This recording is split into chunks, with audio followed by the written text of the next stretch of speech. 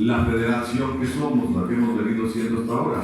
Los estados federados son libres y soberanos. ¿Hacia dónde estamos caminando o hacia dónde podemos caminar con este tipo de señales que está dando el señor López Obrador? Hacia una república centralista. Una república centralista porque a él en la práctica lo está realizando. A ver, los delegados o superdelegados son los que van a llevar el apoyo del gobierno federal a las comunidades en cada uno de los estados y no va a haber intervención de ninguna autoridad estatal. Es el principio de lo que pudiera ser una dictadura económica para después convertirla en una dictadura de gobierno. Y creo que está dando estas señales y lo estamos aceptando porque nos estamos acostumbrando a este tipo de eventos y nadie está levantando la voz, ni los partidos políticos que están metidos en una crisis que no han podido superar.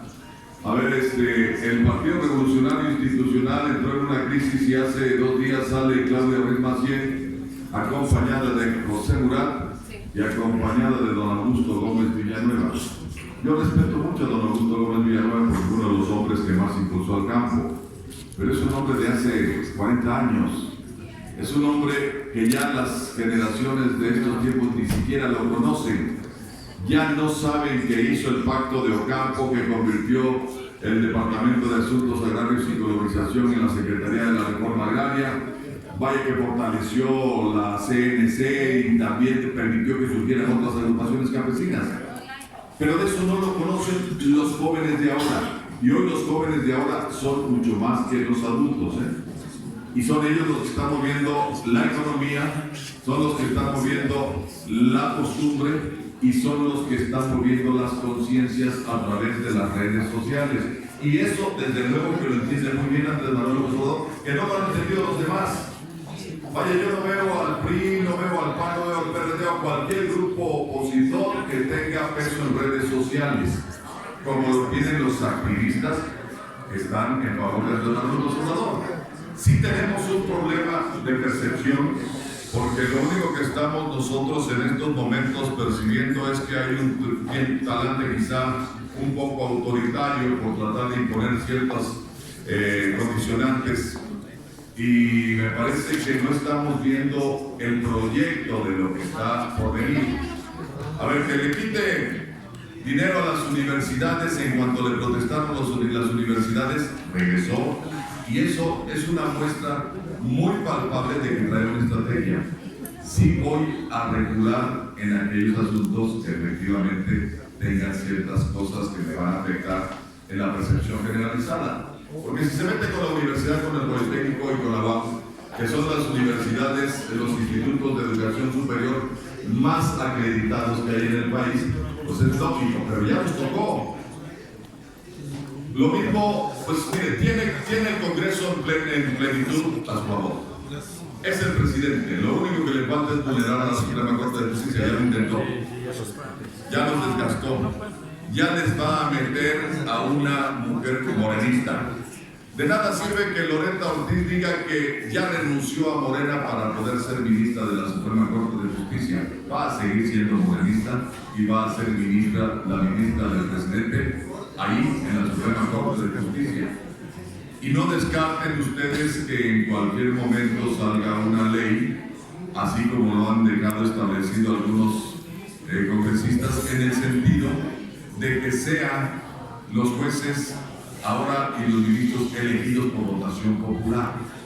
Desde luego que las mayorías aplastantes que tiene el Movimiento de Regeneración Nacional van a provocar que las estructuras gubernativas respondan. Si cae la Corte, caemos en el centralismo. Se acabó el federalismo en este país.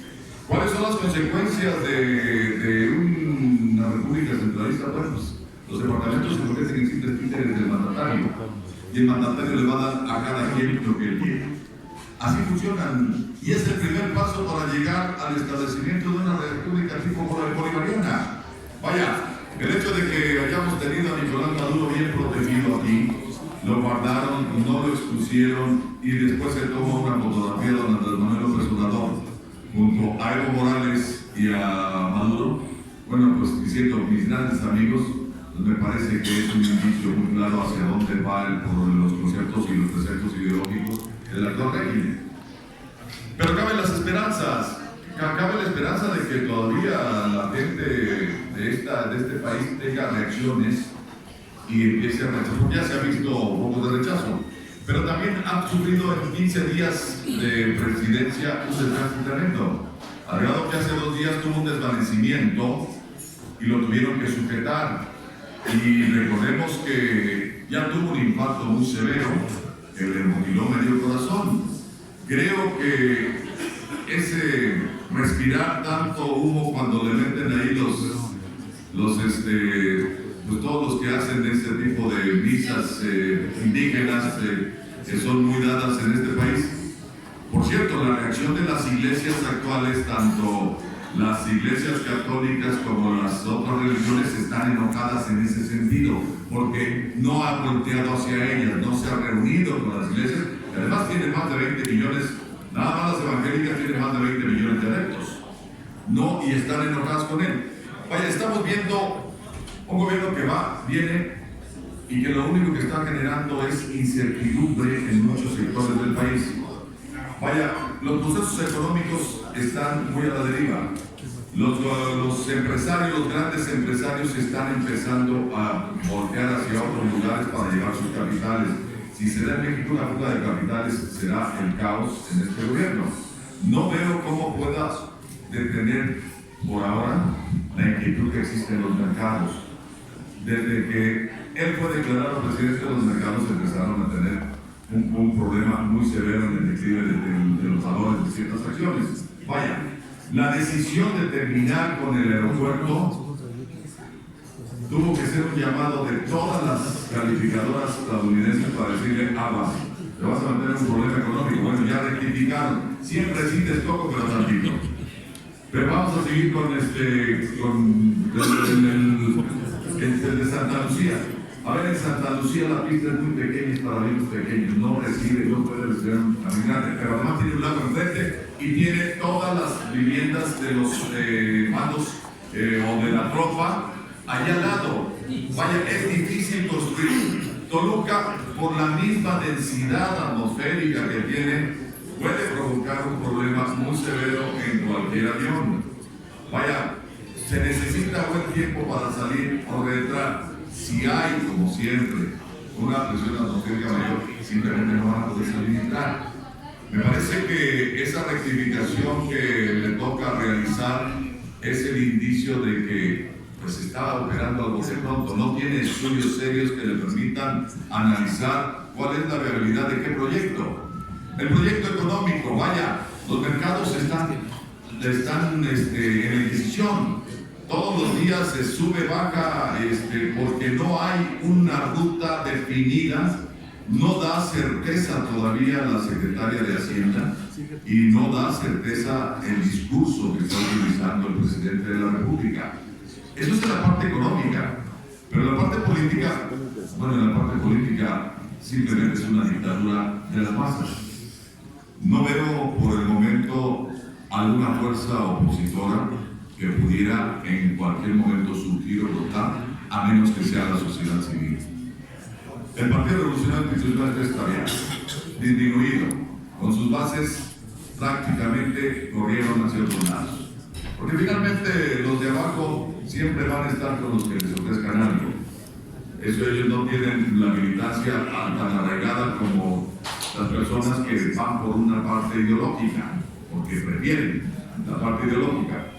Ahí tenemos un severo problema porque, a ver, el PRD no pinta, está desmadejado, se lo comió Morena. El PRI está caído y cuando yo vuelvo a repetir a Augusto Gómez Villanueva, que tiene 85 años, al lado de Claudio Macié, pues entonces ese es el reflejo del PRI, pues es un PRI viejo. Y del otro lado veo a Murat, uno de los peores gobernantes que ha tenido Oaxaca, pues es el PRI corrupto de siempre. Con esos ejemplares no van a llegarle a los ciudadanos y mucho menos a entrar al mercado de los jóvenes. Es el mercado que tienen que buscar los partidos para poder regresar. El panismo, después de lo que acaban de hacer con la elección de Marcos Cortés, me parece que Marcos no se parece en nada a los grandes dirigentes que ha tenido la derecha de este país.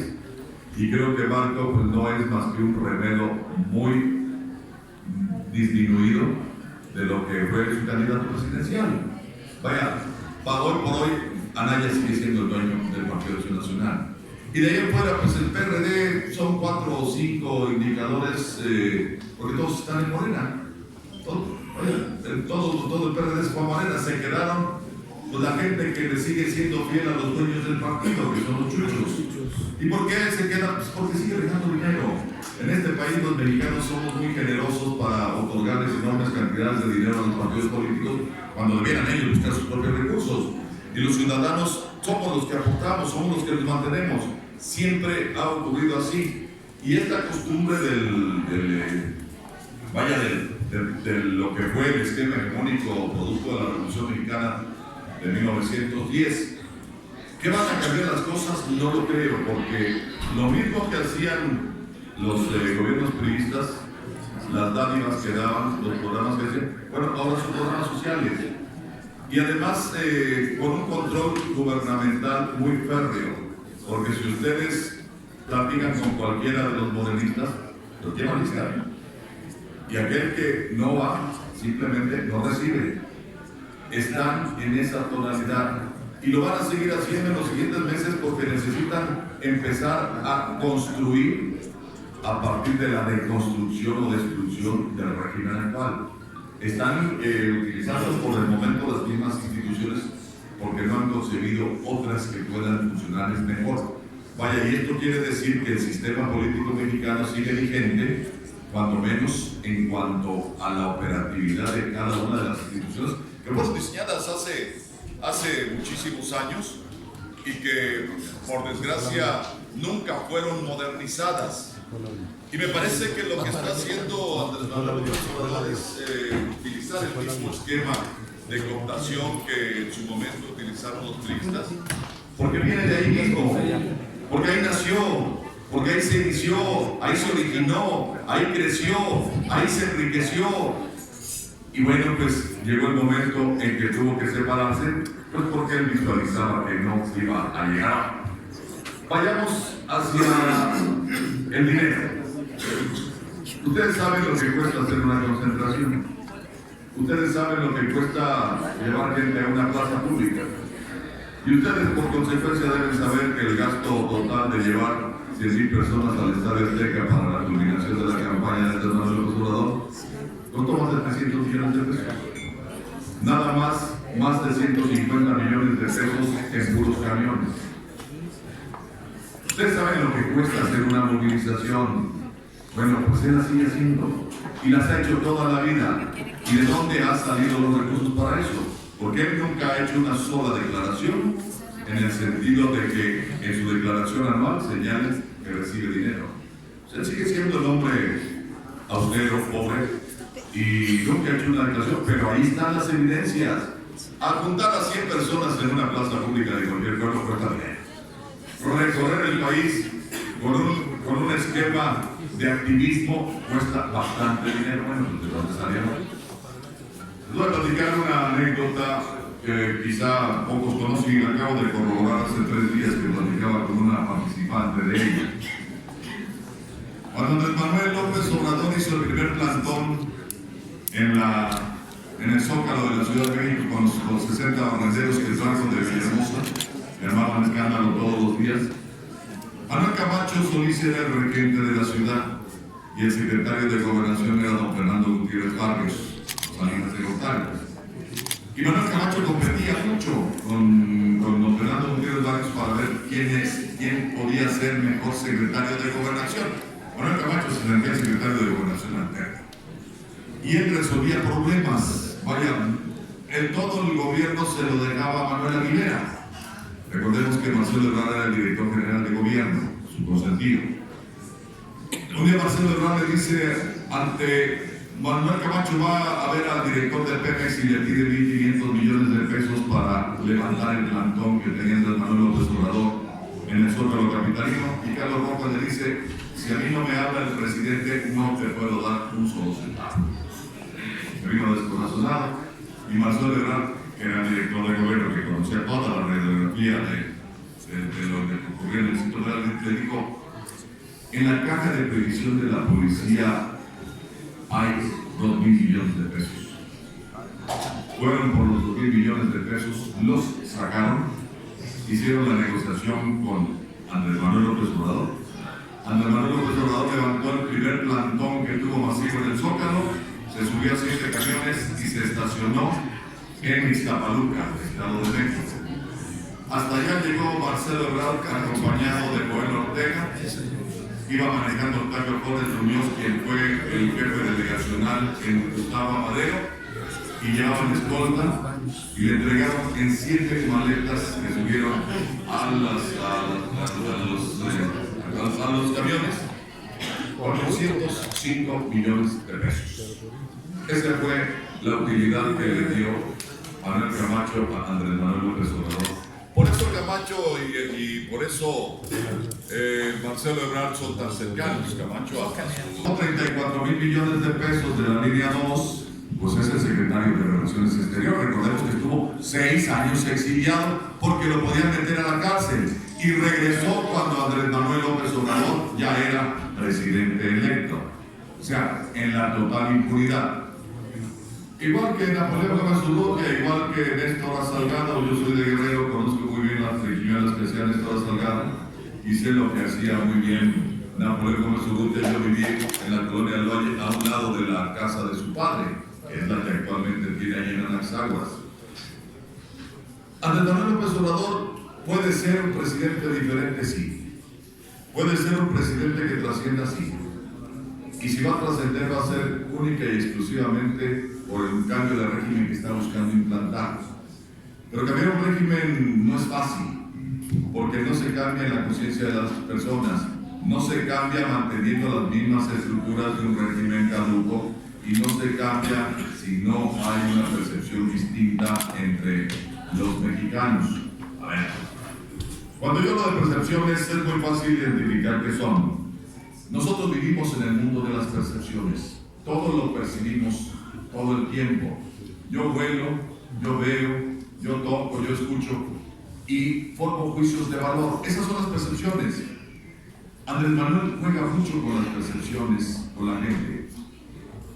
Su exacerbada honestidad, que no es tanta, bueno, ya cachamos al hijo comprando departamentos en la colonia Condesa y al otro hijo chiquito, pues en el palco de Televisa, que por cierto doña Beatriz Müller se enojó y dijo, con mi hijo no se metan. Bueno, pues es que ellos se están metiendo con los mexicanos, ¿no? Y es lógico que cualquier hombre público, y desde el momento en que Andrés Manuel López Obrador es un hombre público, la esposa y los hijos son seres públicos y la gente va a estar siempre pendiente de ellos. Y bueno, pues Andrés Manuel manda a su hijo pues al palco de Televisa. El hijo está bien custodiado. Y me parece que ese tipo de deslices es lo que lo están generando un poco de daño, aunque él no lo quiera creer. Y por mucho que la señora Müller también se enoje porque pues, los medios están dándole mucha promoción a las fotos de su hijo, bueno, pues la señora tiene que entender que desde el momento en que Andrés Manuel López Obrador es presidente de este país, la vista de todos los mexicanos no está no tan solo en él, no tan solo en sus funcionarios y en su círculo más cercano, sino también entre sus propios familiares. Porque finalmente el comportamiento de las familias dice mucho del comportamiento de los hombres. Y en este caso Andrés Manuel López Obrador pues siempre ha sido un hombre que le gusta señalar a los demás, pero esconder su vida. A ver, Andrés Manuel vive, su casa está ubicada en una colonia que se llama La Toscana. No es la casa que tiene acá donde de un departamento en un está en La Toscana. Ustedes seguramente recordarán aquella parte donde José López Portillo hizo su casa que se llamó La Colina del Perro. Bueno, en esa misma zona está la colonia, es un fraccionamiento que se llama La Toscana y tiene una casa que vale más de 24 millones de pesos. Esa es la diferencia entre vivir bien y fingir que se vive medianamente. Es un encantador, sí. Tiene ciertos públicos a los cuales se dirige y por desgracia son los que mayor encono guardan en este país. Y él ha vivido de sembrar el encono en ciertas clases sociales. Pero ¿Por qué tiene éxito? Por la simple y sencilla razón de que los gobiernos panistas y los gobiernos priistas dejaron de cuidar a los jodidos de este país y se volvieron clasistas y se robaban el dinero y no le cumplían a la gente. Y esa es la realidad de la subida de Andrés Manuel López Obrador, que además ha sido un sembrador de ilusiones y un sembrador de iconos. Y lógicamente esto quiere decir que así como ha vivido durante 20 y tantos años, va a seguir haciendo la misma presidencia. ¿Que es populista? Sí. Es populista y además es un exacerbado hombre del populismo. ¿A qué denominamos populismo? Bueno, pues al estar siempre diciéndole a la gente lo que la gente quiere escuchar, lo que le conviene que escuchen las clases de determinados estratos poblacionales. Y él es un especialista en identificar esos estratos y es un especialista en construir mensajes que a la gente le gustan. Recordemos que la mayor parte de sus mensajes la gente los recuerda muy bien, tanto que incluso los utiliza en su léxico habitual. Y eso pues es parte del fenómeno que ha desatado Andrés Manuel López Obrador, que nosotros, yo me he juntado con muchos compañeros periodistas siendo que estamos visualizando. ¿Qué va a pasar? Pues van a pasar muchas cosas. La salud de Andrés Manuel es muy precaria. ¿Resistirá el trajín de una presidencia de la República como la exige una presidencia de un país de más de 130 millones de personas? No lo sé. No lo sé, pero ya hay indicios en Seguridad Nacional acerca de lo que ocurrió hace 3 días, de que puede ser un mal ya que requiere hospitalización. Pero además tiene un problema de cervicales muy agudo, porque de pronto se tiene que encorvar, no puede levantarse mucho porque empieza a tener problemas, y sí, sus problemas de salud son reales.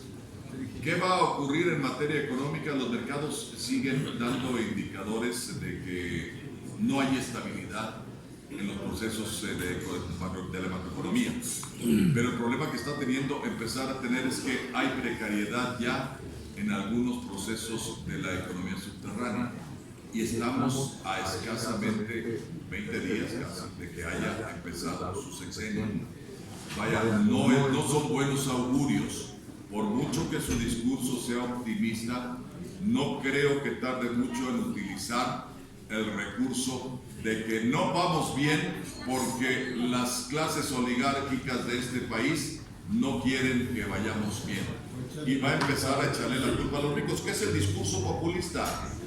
Y desde luego que va a provocar fuga de capitales, sí, cuando los primeros indicadores, porque ahorita están viviendo una luna de miel. Carlos Slim es un hombre que se ha sentado con todos los empresarios de este país para pedirles un voto de confianza para el gobierno de Andrés Manuel López Obrador. Pero en el momento en que los mercados empiecen a moverse, los capitales van a migrar, porque si no tienen certeza no van a seguir invirtiendo aquí. Y nos va a pasar lo que nos pasó en otras épocas de los gobiernos priistas, donde la desconfianza provocaba incluso una mayor inflación o una depreciación de la moneda, que de por sí el peso está... Bueno, pues ya es prácticamente inexistente. Qué bueno que por decreto le incrementan cuando menos 15 pesos al salario mínimo. Me parece que es un acto de justicia. Ese sí es un acto de justicia, porque no podemos seguir permitiendo que el salario mínimo se base en el mantenimiento, sostenimiento de una persona cuando estamos hablando de familias. ¿Qué va a ocurrir en materia política? Probablemente un gobierno autoritario, sin llegar a una dictadura. Gobierno autoritario me refiero a un gobierno que va a imponer sus propias razones sin necesidad de pasar por el Congreso, sin necesidad de pasar por los ciudadanos. Y es parte de ese proyecto, ya ha dado visos de lo mismo. A ver, la imposición que tiene con el pie en el presupuesto de los gobernadores, con los superdelegados, pues a ver, poderosos caballeros don dinero. Quien tiene la lana pues es el que manda. Quienes van a mandar van a ser los superdelegados, porque van por la implantación de un nuevo régimen. ¿Qué puede ocurrir cuando veo al gobernante de Guadalajara diciendo, señor, bájale un poquito, los estados somos libres y soberanos? Bueno, en el momento en que alguno de ellos, y yo creo que Enrique Alfaro puede ser uno de ellos, Enrique Alfaro en cualquier momento, si lo presiona Andrés Manuel López Obrador, se puede declarar como nación independiente, ¿eh? Recordemos que los estados todavía son una federación de estados y son libres y soberanos. Y sí puede haber una decisión de este país que puede resultarle grave al país, puede resultarle grave al régimen actual, pero puede resultarle grave a todos los mexicanos. Y no descarto que en el norte del país pudieran ocurrir algunas cosas similares. Hoy por hoy el único que ha lanzado la voz fuerte se llama Enrique Alfaro y fue antes de tomar posición.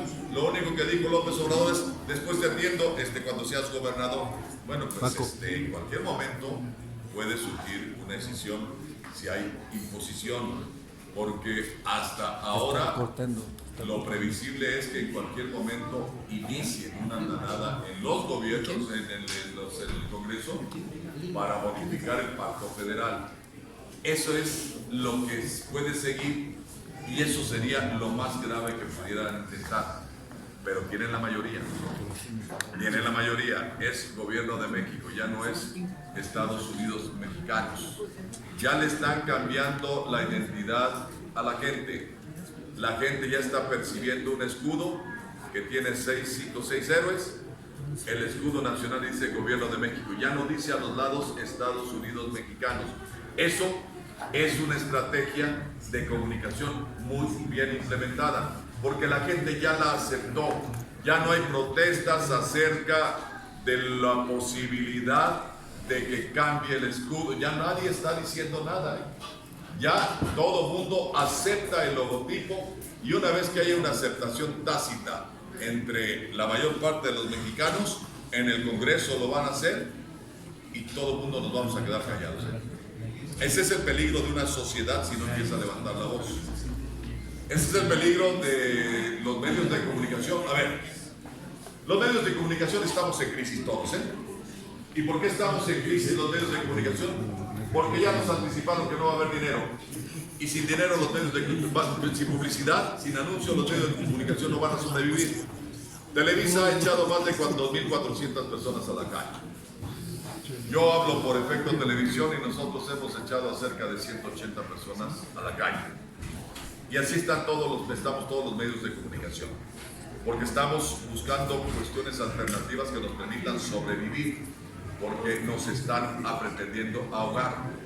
Y en el momento en que no haya dinero de parte del esquema gubernamental, en ese momento los medios van a dejar de salir. Se los digo abiertamente, nosotros ya dejamos hace 3 días de publicar Capital en papel. Lo tenemos en internet. Seguimos con Reporte Índigo en la calle, seguimos con la revista Cambio en la calle, seguimos con Radio Capital, Capital Máxima, tenemos todavía, aparte de Efecto Televisión, Green TV, y estamos saliendo como nosotros entendemos que tenemos que salir a decirle a la gente lo que está ocurriendo en este país. Y lo mismo está ocurriendo con Universal, lo mismo está ocurriendo con Excelsior, lo mismo está ocurriendo con la mayor parte de los medios, pero el problema va a ser para los medios pequeños que van a desaparecer. Y el problema va a ser que vamos a tener en la calle periodistas que, si no se preparan para la calle, si no se preparan para incidir en las redes sociales, que son gratuitas hasta ahora, vamos a tener un severo problema de economía y de precarización del ejercicio periodístico en este país. Y eso es lo que van a buscar, que los periodistas no levantemos la voz, que los medios de comunicación no tengan impacto en la sociedad. Ese es el siguiente escenario. Hasta ahora, vuelvo a insistir, lo que yo visualizo es que gradualmente se están metiendo en la conciencia de amplios sectores de la población. Primero es el escudo, y recuerden que son los símbolos patrios. Y recuerden que el Señor tuvo atrás de ellos, de él, a 3 cadetes. Ya no era nada, ya no era el jefe del Estado Mayor Presidencial atrás. Ahí estaba reflejando a las juventudes de este país, cambiándole. Es un modelo de comunicación que muy pocos entienden, pero esos símbolos son los que están entrando en la conciencia y lo que más está recordando la gente. Está cambiando las percepciones, está cambiando los modelos de comunicación. y está cambiando la conciencia de algunos sectores poblacionales. Si tú en estos momentos como periodista le mientas la madre a Andrés Manuel López Obrador, te van a brincar todas las clases jodidas aquí, porque en ellos ha sembrado esperanza y en ellos sigue sembrando. A ver, va a tener un ejército de 5 millones de jóvenes que van a ganar arriba de 10,000 pesos por no estudiar, por no hacer nada, y quiere provocar que en las universidades haya pase automático, como ocurrió en la Universidad de la Ciudad de México, que fundó cuando fue jefe de gobierno, y de la cual solamente se han titulado de todas las generaciones cerca de 38 personas, pero todas ya tienen estudios superiores. Vaya, no es fácil lo que está viviendo el país. Hay que lanzar voces de alerta, me parece en lo personal que sí.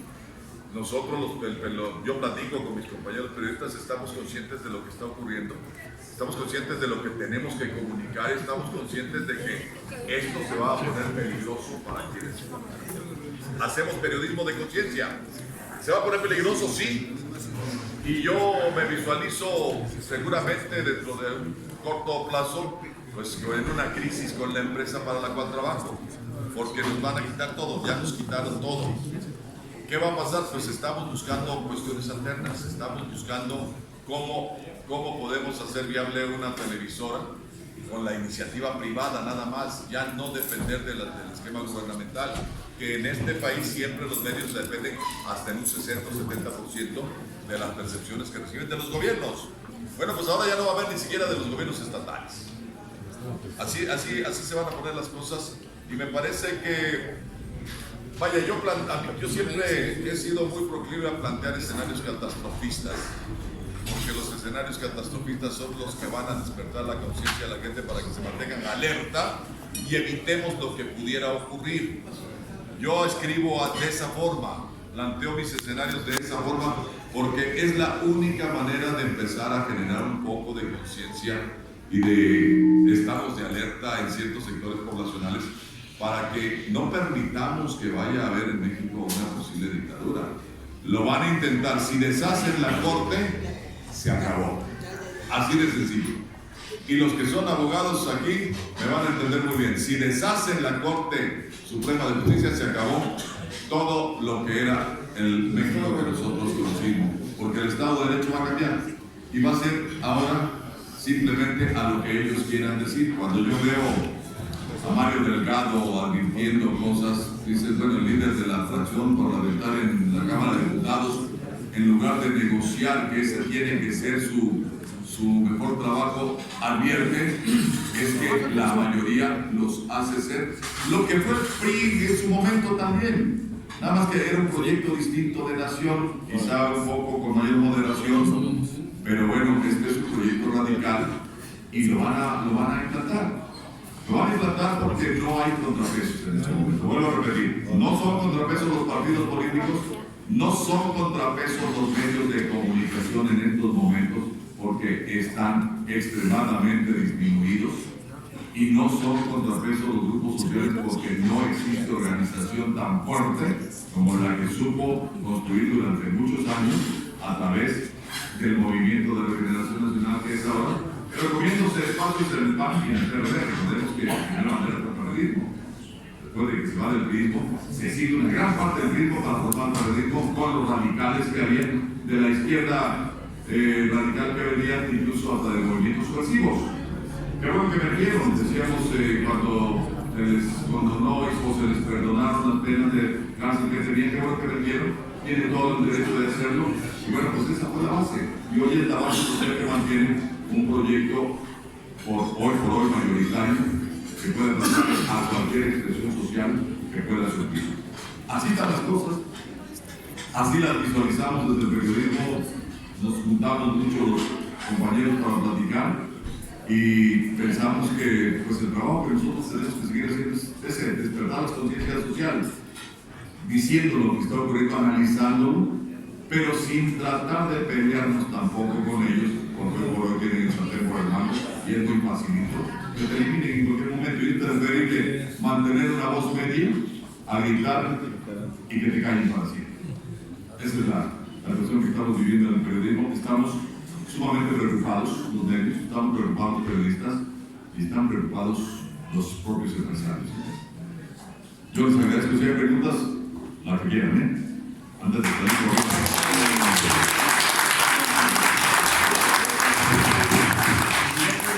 yo quisiera pedir una cosa, y ahorita si me lo autoriza Vladimir, sé que ya se va a ir corriendo, porque podríamos pasarnos con 50 preguntas, pedirle a Luis Rebolón, que es una voz muy autorizada en análisis prospectivo de la política mexicana, un profesional, un líder de opinión, que hiciera alguna reflexión en torno a estas palabras de Vladimir. ¿Te parece, Raúl? Claro, además es un honor. Gracias, Yuri. Me da gusto verte. Gracias, Roberto. Buenas tardes a todos. Es un honor para mí estar aquí. Estaba recordando ahorita las palabras que decía un general, que decía que México había sido producto de 4 guerras: la guerra de la conquista, la guerra de la independencia, la guerra de la reforma y la guerra de la revolución. Y producto de estas 4 guerras se lograron ciertos equilibrios políticos, económicos, sociales, jurídicos, y ese equilibrio quedaron plasmados en la Constitución. Sin embargo, por alguna falla que hemos tenido los mexicanos, hemos convertido a nuestra Constitución en un motivo en que el presidente en turno considera que puede parchar la Constitución a su gusto. Eso han hecho los últimos presidentes de México, lo cual ha sido lamentable. En otros países no tienen constitución, no tienen una constitución basada en principios que se modifican muy pocas veces y se tiene que modificar solamente con un congreso constituyente. Pero en México tenemos un derecho latino donde hemos querido meter todo el país en la Constitución y se confunden las reglas con los principios. Las reglas son cosas que se pueden estar actualizando permanentemente, pero los principios deberían de ser permanentes. Y lo que debería reflejar en la Constitución es el proyecto de nación, que no hemos logrado los mexicanos hacer un proyecto de nación que nos una, una Constitución que nos una. Por el contrario, cada presidente llega y se quiere aferrar a la Constitución. Eso hizo Peña con sus reformas estructurales, hizo el llamado Pacto por México y con la partidocracia aprobaron unas reformas sin tomar en cuenta a muchos sectores de la población. Lo que yo dije en aquel entonces es: quiere aferrarse a la Constitución, ya no va a ser mi Constitución, porque la Constitución debe de ser de todos, no debe ser de un presidente o de un partido o de un pueblo sabio, tiene que ser producto de todos los mexicanos. Y desgraciadamente es lo mismo que quiere hacer ahora Andrés Manuel, pero en sentido contrario. Peña lo hizo hacia la derecha y ahora lo quiere hacer Andrés Manuel con Morena hacia la izquierda. La Constitución no puede ser un botín. La Constitución debe ser algo que nos una en momentos de crisis, en momentos difíciles. Porque si un partido llega y se aferra a la Constitución, deja de ser la Constitución de todos los mexicanos. Y la Constitución solamente la debería de poder modificar en 2 principios fundamentales: un Congreso constituyente. No podemos estar reinventando el país cada 6 años. No es una transformación que un presidente llegue y diga que solamente va a gobernar por una parte de la población, así le llama el pueblo sabio. Yo lo que diría es, y se lo diría a Andrés Manuel, al presidente de la República actual, en su cara: si no tiene miedo de consultar al pueblo, que haga una consulta de verdad al pueblo, una consulta basada en la ley, basada en las instituciones, organizada por el INE, que sea vinculante, que no sea miedoso. No se van a estar haciendo consultas patito, consultas amañadas, consultas parciales que no son representativas y que se vuelven una burla para todo el mundo, porque todos los expertos constitucionalistas, politólogos, expertos en ciencia política dicen que es una caricatura, es una vergüenza esa consulta. Entonces lo que le diría al presidente es: ¿quieres oír la voz del pueblo? No le tengas miedo al pueblo, consúltalo, pero de verdad, no con consultas hechas a modo, donde la gente puede votar 2 o 3 veces, donde las urnas se las llevan a su casa en la noche, ¿no? Donde no hay ningún organismo verificador, porque no le tenga miedo al pueblo. O sea, si el pueblo está ahí, vamos a no tenerle miedo al pueblo y vamos a consultar a todo el pueblo, y no nada más poner unas urnas donde están los militantes de Morena. Eso es una burla. Entonces, lo más peligroso en este momento es que estamos jugando con el país, estamos jugando con la República. Desgraciadamente, los mexicanos, como me decía este general, hemos tenido estas 4 guerras. Y todas esas guerras las peleamos contra extranjeros. No podríamos decir que fueron guerras legítimas. Pero todas esas guerras las peleamos mexicanos contra mexicanos. Un mexicano mató a otro mexicano y ahora hacemos fiesta, tomamos tequila, echamos cohetes, cuando debería ser un acto de luto nacional, un acto de vergüenza nacional. Porque si yo mato a mi hermano porque no me puedo poner de acuerdo con él en las diferencias de ideas, de intereses, de visiones, no es algo que debe estar celebrando, es algo por lo cual me debería sentir profundamente avergonzado. Y desgraciadamente fue lo que hicimos los mexicanos en 2 ocasiones en nuestra historia. Porque en la reforma era un mexicano que mataba a otro mexicano, y en la revolución era un mexicano que mataba a otro mexicano. Ya sea porque uno era revolucionario y otro reaccionario, o uno liberal y otro conservador, o uno pobre y otro rico. Pero el que llegue un presidente ahora y diga que va a gobernar solamente para una parte de la población, eso no es una transformación. Lo que sería una verdadera transformación es un presidente que nos una, que nos armonice. No necesitamos un presidente que nos polarice, que nos divida, que nos confronte. O sea, no se vale que el presidente esté generando miedo, que esté generando incertidumbre, que esté generando desconfianza. El presidente debe de ser alguien que garantice la seguridad de los mexicanos, que garantice un rumbo claro, y que sea un rumbo donde participen todos los mexicanos, incluso los de oposición.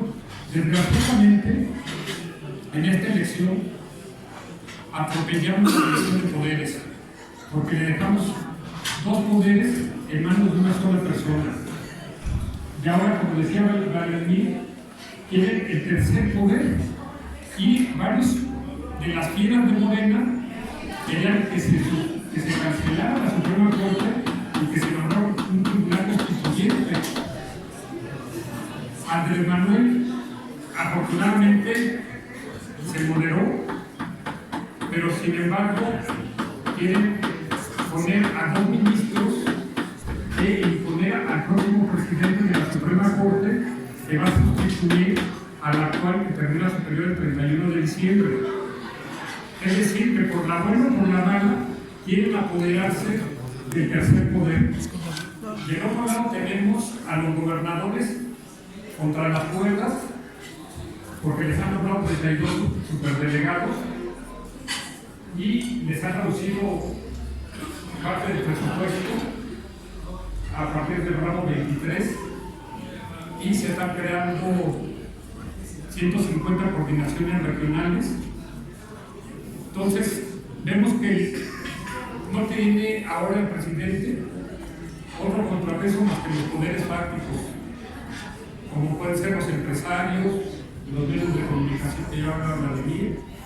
En el caso de Estados Unidos, Trump se declaró amigo de Andrés Manuel López Obrador.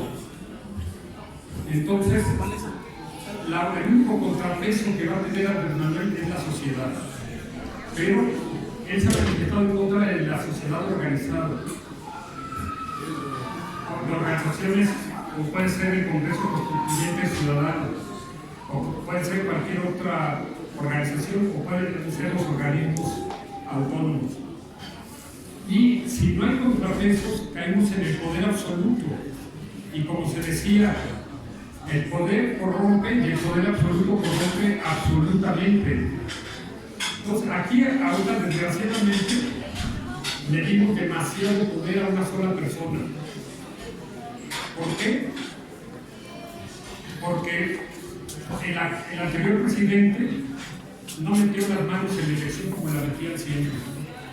No soltaron el dinero, dejaron a los turistas sueltos y podemos demostrar con números que hubo por lo menos 4 millones de turistas que votaron por Andrés Manuel López Obrador, si no es que 10 millones de turistas.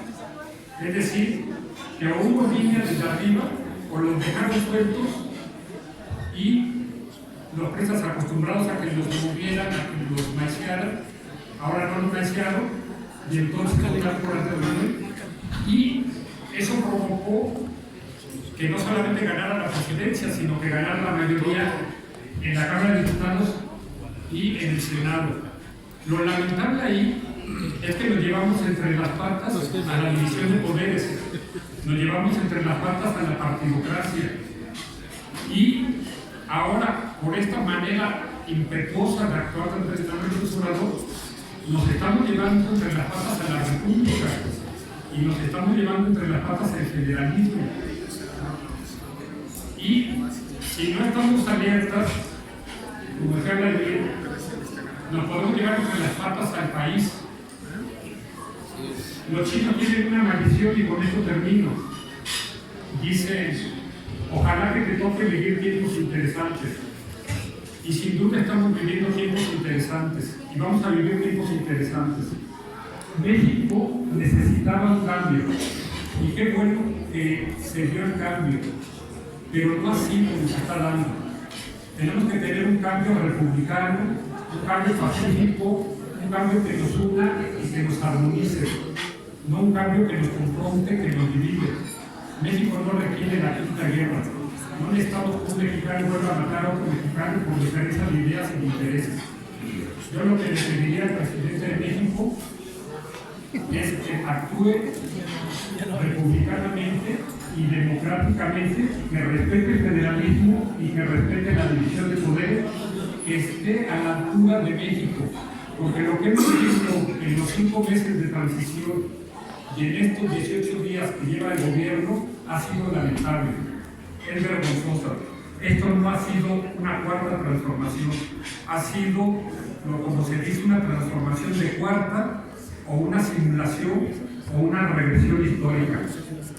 Lo que necesitamos es que el presidente se someta a la voluntad popular de los 30 millones de votos que recibió, que lo respete y que le cumpla a México y que esté a la altura de lo que necesita México, porque ya en el mundo hay suficientes problemas para que todavía los mexicanos nos confrontemos, nos dividamos y entremos en crisis.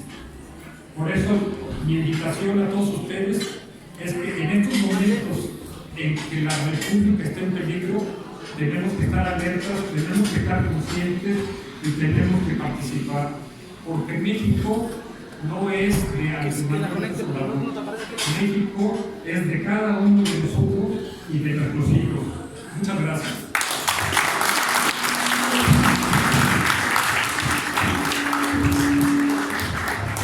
Amigos, quiero pedirles un fuerte aplauso porque en este momento Vladimir sale, pero regresa porque tiene su programa de televisión. Muchas gracias, Vladimir. Y les quiero pedir un favor enorme a todos.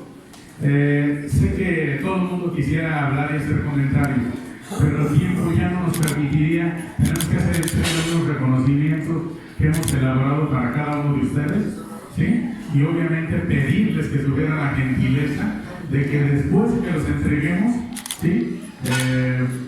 Iniciemos los comentarios mientras comemos. ¿Les parece? Yo pedirles que comamos en silencio. Gracias.